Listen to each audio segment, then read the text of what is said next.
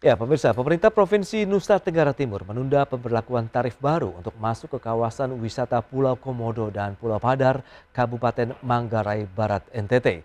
Pemberlakuan tarif baru sebesar 3,75 juta rupiah yang telah ditetapkan mulai berlaku secara optimal pada 1 Januari 2023.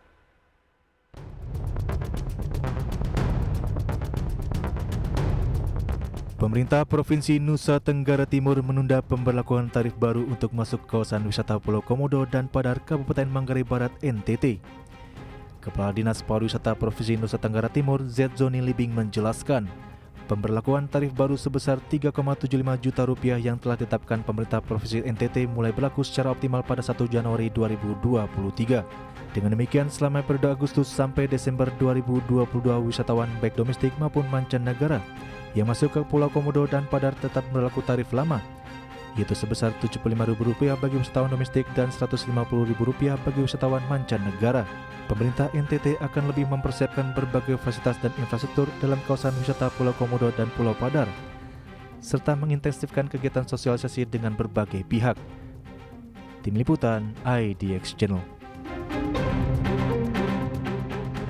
Baik pemirsa, untuk membahas tema kita hari ini, ditunda tarif baru masuk Pulau Komodo 3,75 juta rupiah. Kita sudah tersambung melalui Zoom bersama dengan Bapak Didin Junaidi, Sekjen Gabungan Usaha Wisata Bahari dan Tirta Indonesia. Ya, halo, selamat pagi Pak Didin. Selamat pagi, Assalamualaikum warahmatullahi wabarakatuh. Waalaikumsalam warahmatullahi wabarakatuh. Salam sehat Pak Didin. Alhamdulillah, salam Baik, sehat. terima kasih. Tapi sebelum membahas terkait dengan ditundanya ini, tarif baru yang kemarin sempat heboh juga ini, bagaimana review Anda dulu Pak dengan kunjungan wisatawan di tengah pemulihan ekonomi hingga hari ini? Silakan. Ya, eh, saya barangkali tidak melihat angka-angkanya dulu. Baik. Jadi bagaimana terjadinya ini, gitu ya.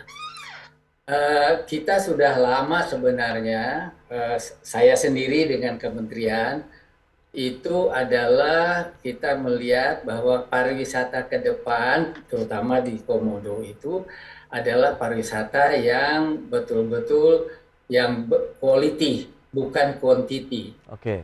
ya, dari itu. Dan itu harus masuk kepada wisata premium.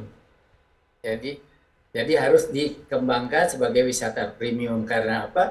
Karena Pulau Komodo itulah barangkali di dunia ini sangat terkenal dan itu adalah betul-betul harus kita kembangkan. Jangan, saya masih ingat zamannya Pak Yop Ave dulu bilang sama saya, Suradidin, kalau Pulau Komodo itu jangan diobral. Jadi harus Oke. betul-betul ditata sedemikian rupa sehingga orang mau ke Komodo tuh harus lihat dulu, lihat juga kapasitinya. Jadi Oke. carrying capacity-nya itu harus dilihat gitu loh ya.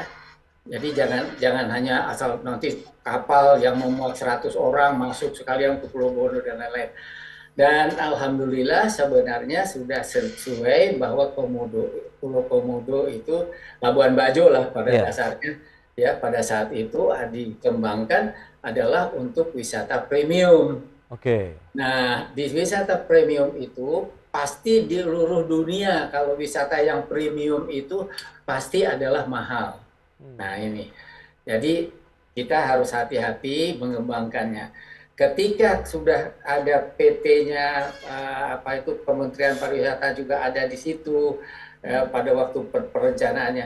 Nah, kemudian muncullah adalah satu harga di mana dilaksanakan oleh pemerintah daerah, kemudian TNK, kemudian juga adalah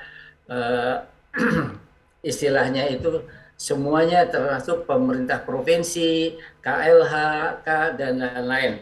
Nah itu maka muncullah ada 3 destinasi, yaitu Pulau Komodo, yang kedua adalah Pulau Rinca, dan ketiga adalah Pulau Padar. Nah, Pak Jokowi sudah mengatakan bahwa Pulau Komodo dan Pulau Padar, Pulau Komodo untuk preserve komodonya dan tentu environment dan lain-lain sehingga menjadi betul-betul pulau yang mempunyai nilai yang cukup premium. Oke. Nah, kenapa sekarang ada pulau katanya Pulau Padar? Pulau Padar kan nggak ada komodonya, betul. Tetapi Pulau Padar itu adalah pulau yang mempunyai titik beratnya kepada alam. Ya, jadi orang itu lebih kepada alam, kemudian orang bisa berfoto di situ dan lain-lain, sehingga terutama wisata domestik menjadi ikonnya di Pulau Padar. Dan Pulau Padar sudah begitu berat sehingga dikandungkan oleh pemerintah itu menjadi harus di carrying capacity-nya dijaga, jangan sampai nanti rusak dan lain-lain karena sudah capacity itu. Baik. Nah, kemudian Pak Jokowi kan sudah mengatakan, jadi yang itu harganya sudah disetujui, harganya 3.750.000.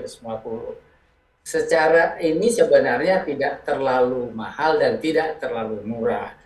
Nah, tetapi sudah diberikan kalau memang tertarik dengan komodo, maka diberikan adanya di Pulau Pulau Rinca. Nah, Pulau Rinca memang ada komodonya. Jadi kalau orang mau lihat komodo, nah ini adalah tidak harganya yaitu adalah harga biasa, harga seperti biasa kan kalau nggak salah 150 dan 300 gitu ya. Oke. 150 untuk domestik dan 300 untuk asing. Nah, itu. Tetapi di Komodo yang Pulau Komodonya itu adalah rutin. Kenapa jadi permasalahan sehingga jadi demo dan lain-lain? Sebenarnya adalah saya menganggap bahwa itu kurangnya sosialisasi. Kan itu harusnya 1 tahun sebelumnya harus disosialisasi, baik harga, destinasinya, kemudian kesiapannya, sumber daya manusianya, kemudian alamnya. Nah, ini adalah sosialisasi yang harus diberikan oleh umpamanya pemerintah dalam arti kata oleh Pemprov. Oke. Ya. Pak Didin. Ada satu PT yang bekerja sama dengan ini ada yailah Pobamor. Pobamor itu adalah perusahaan perusahaan daerah. Oke. Dan dengan bekerja sama dengan TNK, KLHK dan itulah persoalan yang terjadi.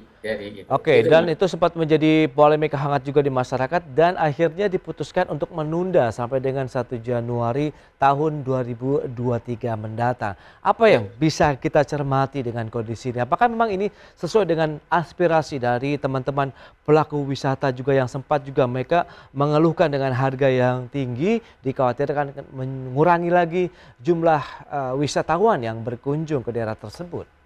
Betul. Segala sesuatu kalau dibentuk yang baru yang akibatnya adalah tentu di di sana itu di Labuan Bajo lah di Pulau Komodo dan Pulau Ria dan lain. Oke. Pengusaha itu bermacam-macam. Ada pengusaha yang tingkat atas, ada pengusaha yang menengah, ada yang di bawah. Nah, itu istilahnya itu. Jadi banyak sekali sehingga ini belum siap untuk sosialisasinya. Harusnya 1 tahun sebelumnya itu harus disebarkan. Bagaimana programnya, sehingga jangan tiba-tiba seolah-olah tiba-tiba dan pemerintah daerah juga dan mungkin KLHK juga mengatakan bahwa itu memang sosialisasinya kurang. Contohnya sekarang, bagaimana mungkin itu Pak Jokowi sebagai presiden mengumumkan pada saat itu di mana Pulau Komodo dan Pulau Padar itu adalah yang jadi premium dan kemudian harganya dinaikkan sekian. Oke. Nah, kemudian itu yang untuk domestik lah atau yang murah tetap komodonya sama sampai beliau bilang komodo di Rinca dan di komodo itu kan sama gitu loh. Tetapi itu tentu istilahnya itu yang salahnya di sini yang menurut saya Pulau Rinca sendiri belum siap untuk dijual gitu loh. Oke. Nah ini dia, kita tahu masih ada waktu tersisa sampai dengan akhir tahun begitu, berarti ini dari pemerintah daerah begitu di NTT juga tengah menyiapkan infrastrukturnya baik di Pulau Komodo, kemudian Pulau Padar, Pulau Rinca, dan kira-kira infrastruktur apa yang harus segera dibenahi kemudian dikebut sehingga nanti standarnya benar-benar menjadi kawasan wisata premium ini, Pak Didin. Tapi kita bahas di segmen berikutnya. Kita jeda dulu sebentar ya, Pak. Silakan. Ya, pemirsa, jam beranjak dari tempat Anda, kami masih akan segera kembali usai pariwara yang satu ini. Baik, pemirsa, terima kasih Anda masih bergabung bersama kami, dan berikut ini akan kami sampaikan infografik untuk Anda terkait dengan program-program konservasi di Taman Nasional Komodo apa saja. Ya, seperti yang bisa Anda saksikan, ada penguatan kelembagaan dengan memperbanyak kajian-kajian ilmiah dan pelatihan untuk masyarakat sekitar. Kemudian pengamanan dan pengawasan di wilayah konservasi, pemberdayaan wisata alam seperti digitalisasi manajemen pariwisata, kemudian ada juga pemberdayaan masyarakat. Itu dia yang akan dilakukan terkait dengan program-program konservasi. Dan kita lihat bagaimana dengan kunjungan wisatawan mancanegara yang ke Indonesia ini.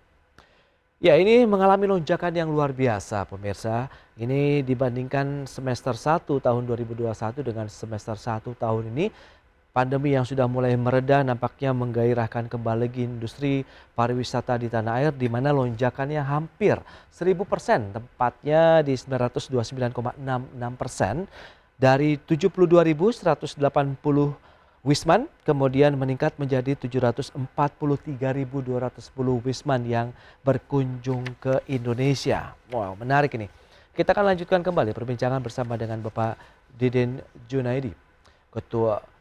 Kita akan bicara kembali dengan Pak Didin, Sekjen Gabungan Usaha Wisata Bahari dan Tirta Indonesia. Baik, kita akan lanjutkan kembali, Pak Didin. Menarik, berdasarkan data yang tadi sudah kami sampaikan ya ke pemirsa begitu, bahwa jumlah kunjungan wisatawan mancanegara ini lonjakannya hampir 1000%. Apa yang bisa kita cermati, Pak Didin? Apakah ini menjadi salah satu daya tarik, momen yang benar-benar harus dimanfaatkan baik pemerintah pusat maupun daerah? Ya, sebenarnya mengenai 1000% itu memang jomplang karena perbandingannya adalah bukan apple to apple. Oke. Itu adalah pada waktu masih ada COVID. Betul. Angkanya pasti rendah. Begitu muncul COVID mulai hampir habis, itu udah mulai reda ya. Jadi akhirnya sampai 1000%. Sebenarnya jumlah orangnya sih tidak signifikan seperti sebelum pandemi begitu ya. Tidak ya. Oke. Satu hal lagi dengan tadi dengan khusus kita Labuan Bajo, Komodo dan dengan kabupaten atau provinsi yang sudah dikembangkan demikian rupa, sehingga infrastruktur di situ sebenarnya katakan saja angkutan udara. Sekarang airportnya sudah besar, udah bisa menampung ini badan besar, pesawat besar. Kemudian, tinggal nanti apa yang dilaporkan kepada Presiden bahwa itu sudah siap di Pulau Komodo atau Pulau Padar dan Pulau Rinca itu.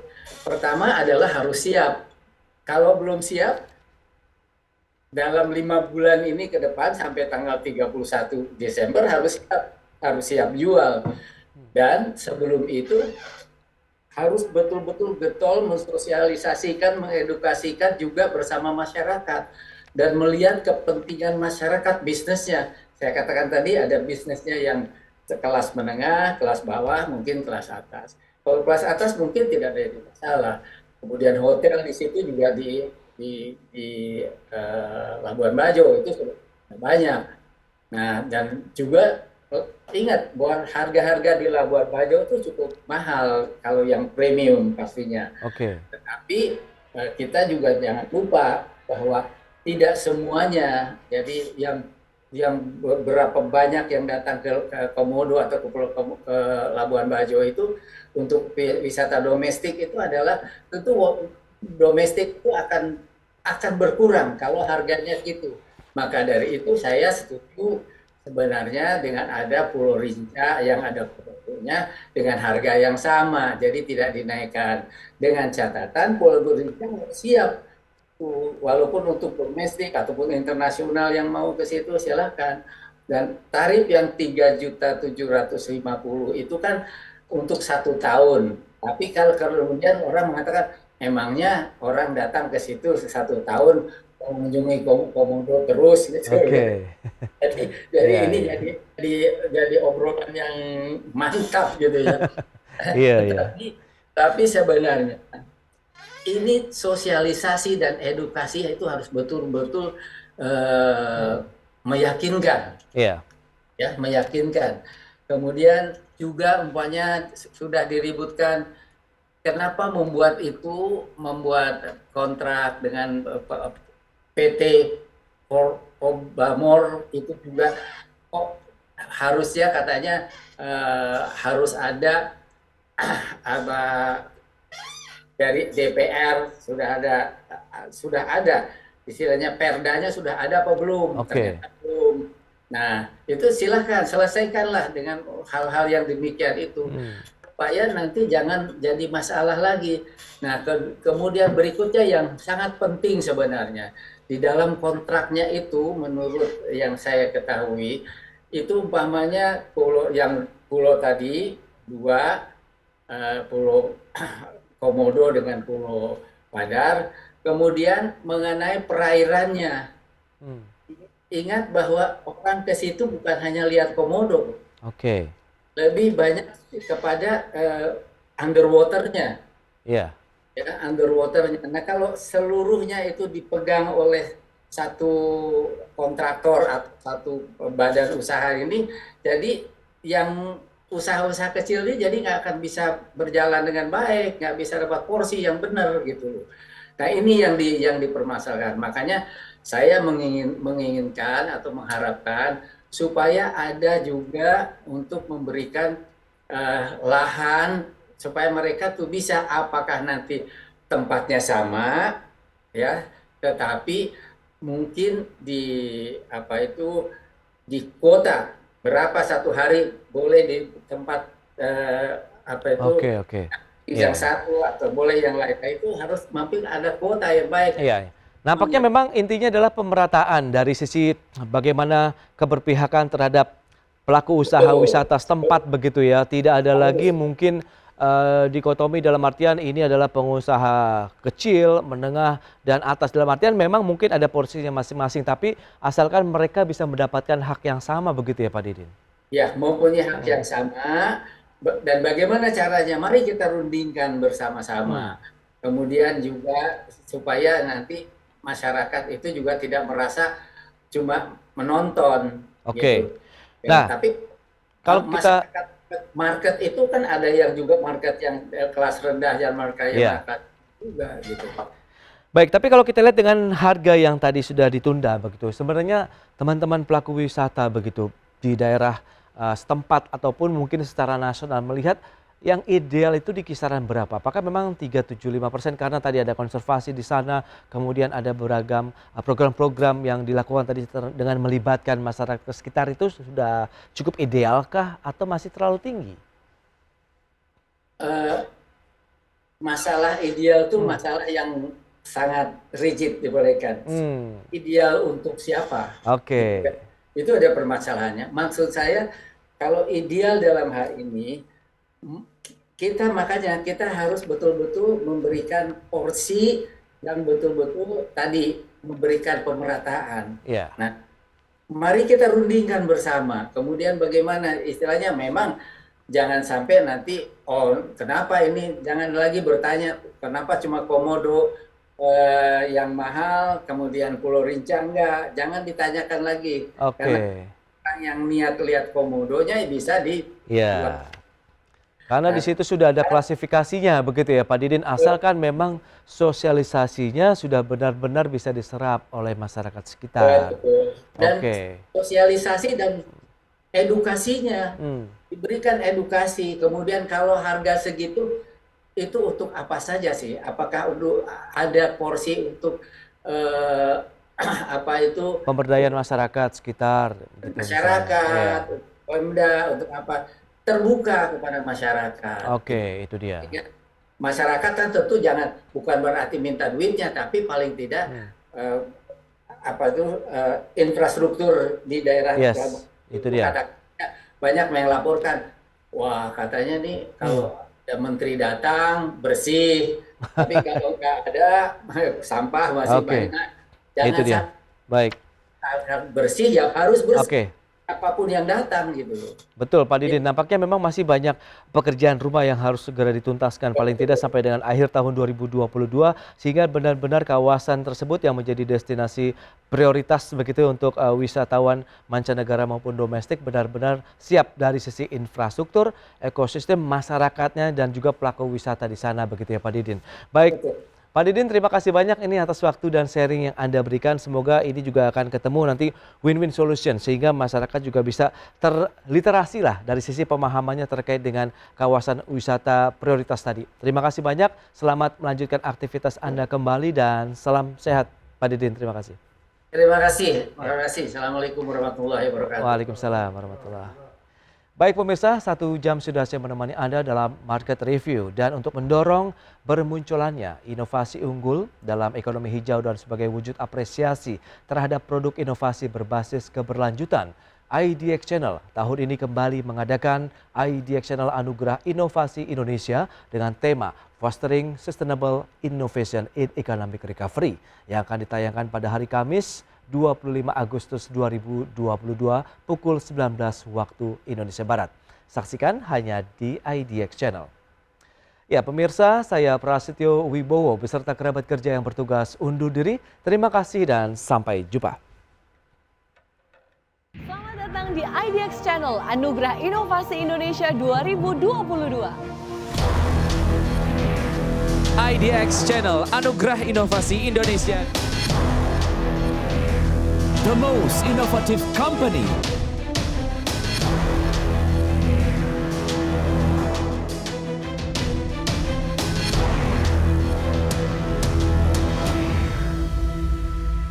IDX Channel Anugerah Inovasi Indonesia tahun 2022 adalah suatu ajang penganugerahan dan apresiasi kepada perusahaan-perusahaan yang telah menunjukkan inisiatif inovasi yang unggul, berdampak luas, dan berkelanjutan. Saksikan IDX Channel Anugerah Inovasi Indonesia 2022 hanya di IDX Channel.